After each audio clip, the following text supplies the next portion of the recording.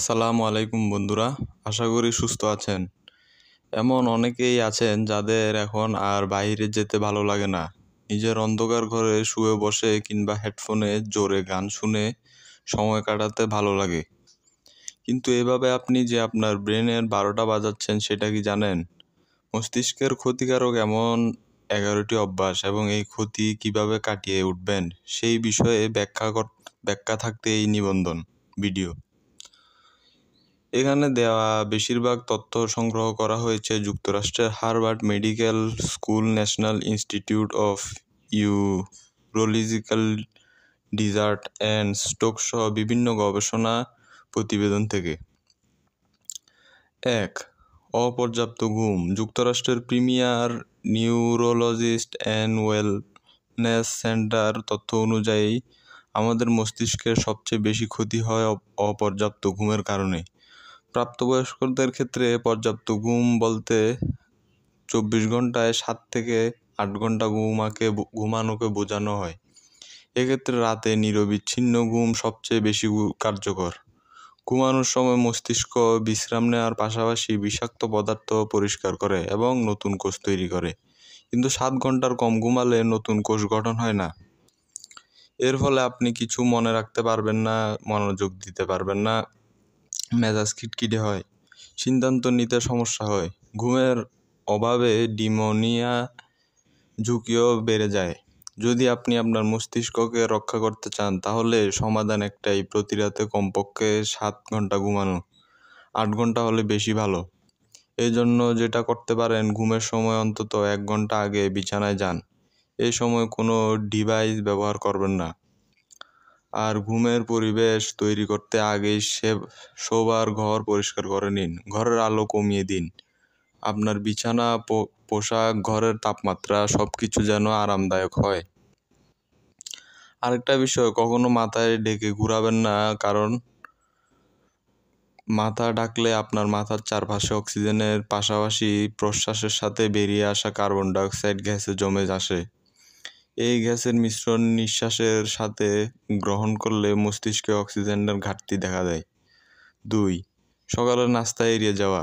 সারা রাত না খেয়ে থাকার পর দিনে কাজ করার শক্তি আসে সকালের নাস্তা থেকে, কিন্তু আমরা অনেকেই সকালে তাড়াহুড়া করে গিয়ে নাস্তার মতো গুরুত্বপূর্ণ কাজটি এড়িয়ে যাই। এতে যেটা হয়, রক্তের শর্করা মাত্রা কমে যায়, যার প্রভাব গিয়ে পড়ে মস্তিষ্কে। দিনের পর দিন নাস্তা না খাওয়ার ফলে মস্তিষ্কের ক্ষয় হতে থাকে, কোষগুলো কার্যকারিতা হারায়। এতে পুষ্টির অভাবে স্বাভাবিক কাজগুলো করা কঠিন হয়ে যায়। 3. পর্যাপ্ত পানি পান না করা। আমাদের মস্তিষ্কের 75% পানি, তাই মস্তিষ্কের সবচেয়ে ভালো কাজ করার জন্য একে আর্দ্র রাখার বেশ জরুরি। পানির অভাবে মস্তিষ্কের টিস্যু সংকুচিত হয়ে যায় ও কোষগুলো কার্যক্ষমতা হারায়। এতে যৌক্তিক চিন্তা বা সিদ্ধান্ত নেওয়ার ক্ষমতা কমে যেতে পারে। তাই মস্তিষ্ক সুস্থ রাখতে একজন প্রাপ্তবয়স্ক মানুষকে দিনে কমপক্ষে 2 লিটার পানি খেতে হবে। তবে ওজন, স্বাস্থ্য, বয়স, জীবনযাত্রা এবং আবহাওয়ার ওপর ভিত্তি করে পানির পরিমাণ আরও বাড়াতে হবে। অতিরিক্ত চাপ এবং শুয়ে বসে থাকা।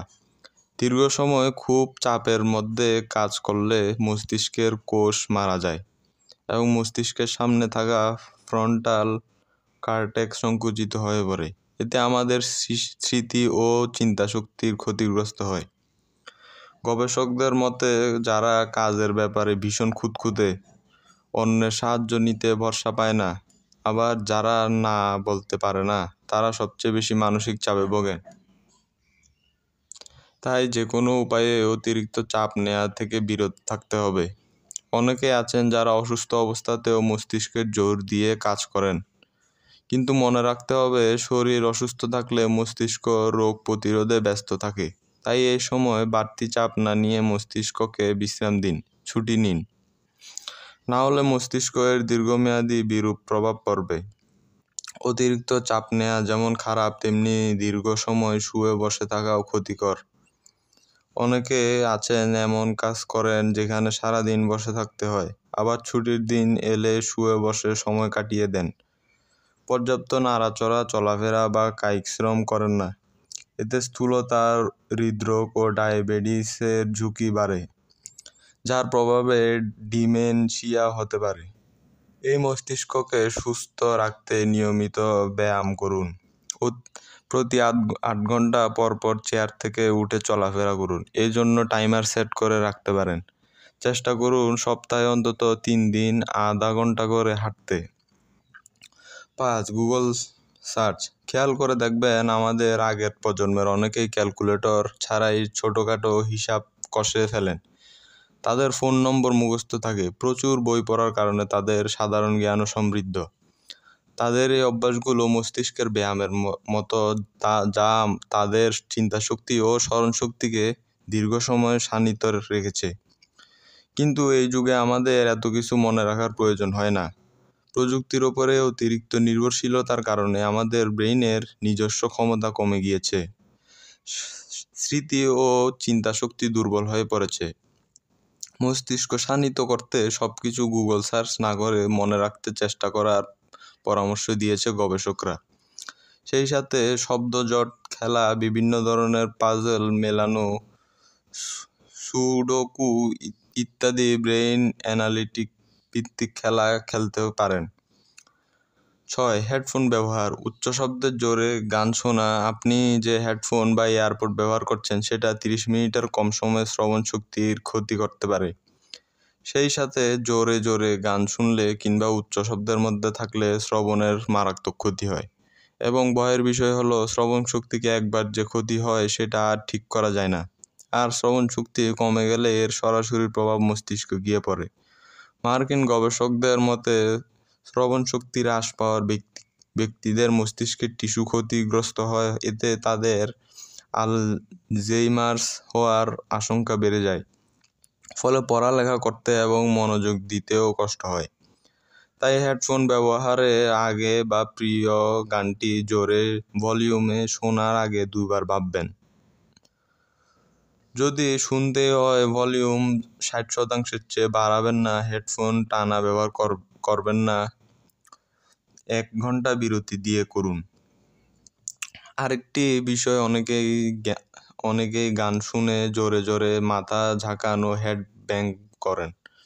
ব্রিটিশ মেডিকেল জার্নাল বলেন এতে মস্তিষ্কের কোষ মারা গিয়ে মারাত্মক ক্ষতি হয়। 7. একা একা থাকা, সামাজিক না হওয়া। মানুষের সাথে কথা বলা, আড্ডা দেওয়া, এক কথায় সামাজিকীকরণ আপনার মস্তিষ্কের স্বাস্থ্যের জন্য ভীষণ জরুরি। খুব বেশি সময় একা একা সময় কাটানো আপনার মস্তিষ্কে ঠিক ততটাই খারাপ প্রভাব ফেলতে পারে যেমনটা পর্যাপ্ত ঘুম না হলে হয়। সামাজিকীকরণের ফলে আমাদের মস্তিষ্কের উদ্দীপ্ত থাকলে যা একা থাকলে হয় না, বরং একাকিত্ব থেকে বিষণ্ণতা, উদ্বেগ ভর করে এবং এমনকি ডিমেনশিয়া ও আলঝেইমার রোগের আশঙ্কা বেড়ে যায়। তাই যদি মস্তিষ্ক সুস্থ রাখতে চান তাহলে নিয়মিত কাছের কয়েকজন বন্ধু এবং পরিবারের সাথে সময় কাটান। তবে হ্যাঁ, তারা যেন অবশ্যই ইতিবাচক মানসিকতার মানুষ হন। 8. নেতিবাচক চিন্তা ও মানুষ। আপনার যদি প্রতিনিয়ত নেতিবাচক চিন্তা অভ্যাস থাকে, আপনাকে দিয়ে কিছুই হবে না। বিশ্বের অবস্থা খুব খারাপ, ভবিষ্যৎ অন্ধকার, আপনি অভাগা, এমন নেগেটিভ চিন্তা ক্ষতিকর প্রভাব মস্তিষ্কে গিয়ে পড়ে।